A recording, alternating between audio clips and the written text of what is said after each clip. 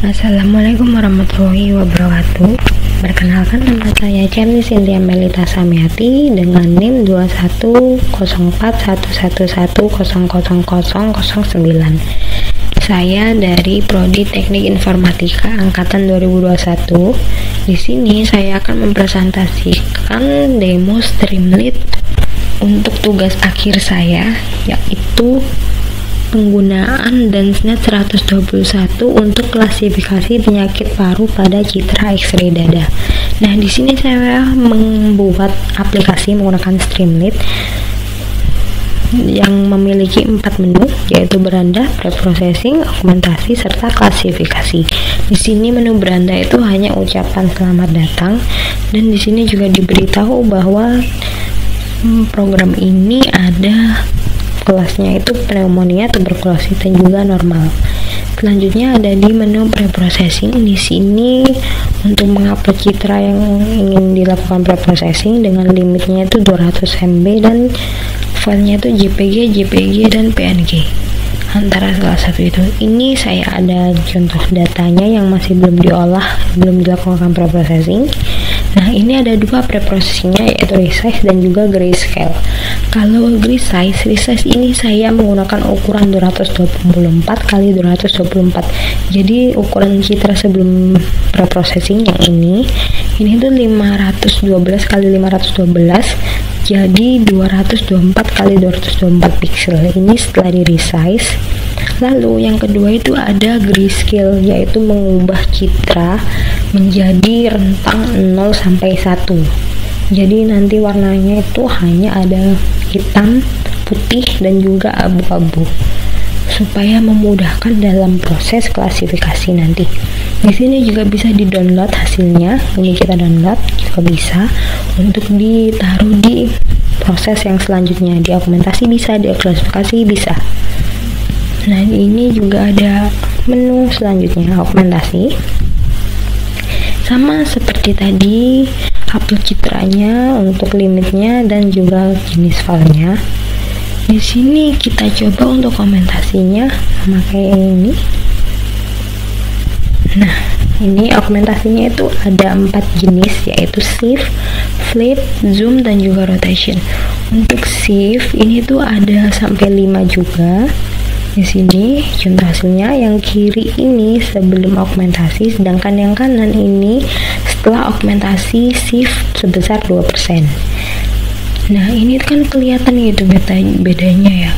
Kalau shift 2% tuh, ini tuh lebih ke kanan sedikit gitu ya digesernya. Kalau shift itu, ini juga ada flip horizontal. Di flip horizontal itu berarti dia itu bakalan dibolak balik ke kanan atau ke kiri. Ini sebelumnya kan ada di ini, benjolan ini ada di kanan kan.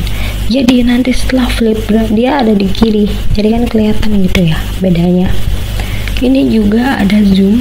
Di zoom ini juga ada 1 sampai 5 rentangnya. Kita coba 3%. Nah, ini dia. Kalau zoom itu berarti zoom in. Jadi kita bisa melihat kalau dia tuh agak diperbesar gitu ya. Ini kan yang sebelum zoom, ini yang sesudah zoom. Jadi diperbesar sedikit gitu kan, kelihatannya kan dari ini, dari atasnya nih. Itu, ini kan ada hitam-hitamnya, di sini kan nggak ada gitu ya, kelihatan gitu. Kalau dia tuh diperbesar gitu. Selanjutnya ada rotation. Di rotation ini menggunakan derajat satuannya 1 sampai 5 derajat. Kita coba 5 derajat. Nah, ini dia. Kelihatan kan? Dari yang kiri ini citra sebelum augmentasi, yang kanan setelah rotation 5 derajat. Jadi dirotasi, diputar searah jarum jam sebesar 5 derajat gitu. Ini juga bisa di-download hasilnya buat nanti di proses selanjutnya di klasifikasi. Ini dia. Ini juga sama di klasifikasi untuk limit dan juga caranya. Ini kita coba pakai yang tadi ya. Ini di sini. Nah, ini tadi kan. Ini tadi dia itu masuk ke tuberkulosis. Kita lihat benar apa tidak. Nah, di sini ada rekomendasinya juga. Disarankan menggunakan model transfer learning dengan jumlah epoch 30. Jadi skenario saya itu ada 2, transfer learning dan juga tanpa transfer learning. Sedangkan di tiap skenario itu ada 2 jumlah epoch yang berbeda, 30 dan 50. Di antara semua ini saya itu mendapatkan hasil model terbaik itu di menggunakan transfer learning jumlah epoch 30.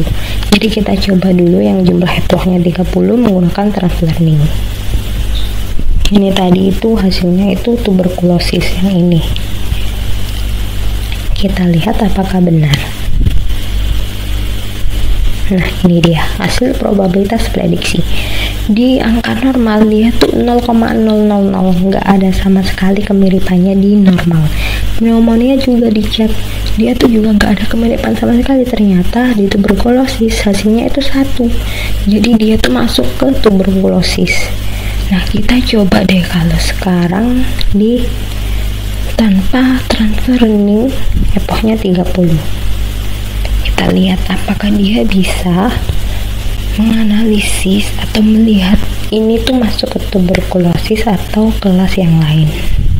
Nah, ini dia bisa menganalisisnya, dilihat dari sini. Normal, di kelas normal dia tuh value-nya tuh 0,0001. Jadi dia tuh cuman mirip sedikit aja, secuil aja. Sedangkan di pneumonia dia tuh 0,0021. Nah, di antara 3 kelas ini kan kelihatan gitu ya, yang paling besar itu tuberkulosis 0,9978. Sehingga hasil prediksinya itu masuk dia itu ke tuberkulosis. Jadi seperti itu. Jadi ini tuh value-nya itu supaya kita tuh bisa tahu secara detail gitu ya, dia tuh di kelas normal itu semirip apa sih, di pneumonia itu dia tuh kira-kira tuh semirip apa gitu. Jadi kita tuh bisa tahu untuk probabilitas prediksi tiap kelasnya. Jadi nggak cuma hasil prediksinya ini sih. Jadi kita nanti bingung sendiri, dia tuh melihatnya tuh dari mananya gitu. Nah, ini kita coba.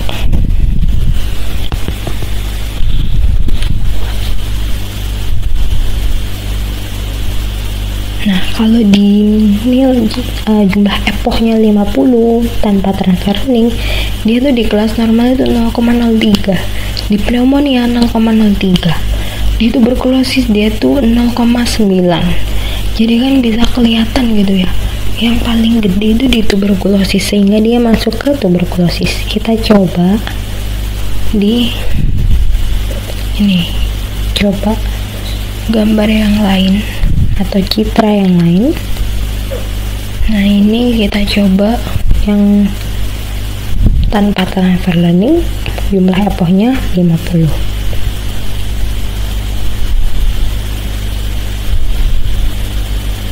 Nah, dia masuknya ke normal, padahal kita tadi kan dia itu ini, dia tuh harusnya tuh di pneumonia tadi di kelasnya. Tadi kenapa kok kita bisa tahu kelasnya, padahal ini kan masih belum diprediksi, karena tadi itu datanya dari Kaggle asli, langsung dari Kaggle. Sehingga di Kaggle itu kan pasti yang udah ahli atau udah berlabel itu, yang memberi label kan pasti yang para ahli atau dokter atau yang lainnya kan.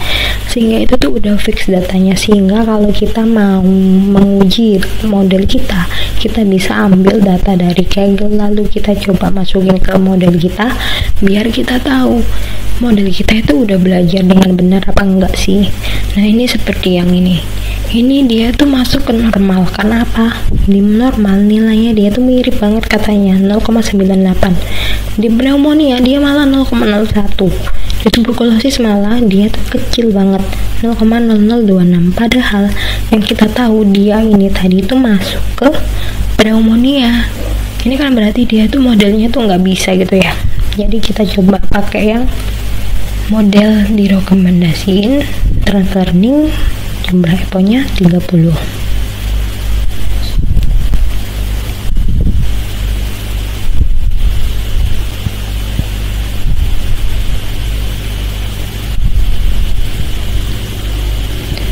Nah, bener kan dia di pneumonia kan normalnya 0,06, tuberkulosis sama sekali nggak ada kemiripan. Di pneumonia dia 0,93. jadi dia masuk ke pneumonia. Dapat dilihat kalau model dengan transfer learning dengan jumlah epoch 30, dia itu benar-benar model yang terbaik di antara beberapa model yang kita ada di situ. Baik, itu saja yang bisa saya sampaikan di demo Streamlit kali ini. Jadi kesimpulannya, model ini bisa, program Streamlit ini bisa digunakan untuk penelitian di masa depan lagi. Itu saja yang bisa saya sampaikan. Kurang lebihnya saya minta maaf apabila ada salah kata. Wassalamualaikum warahmatullahi wabarakatuh.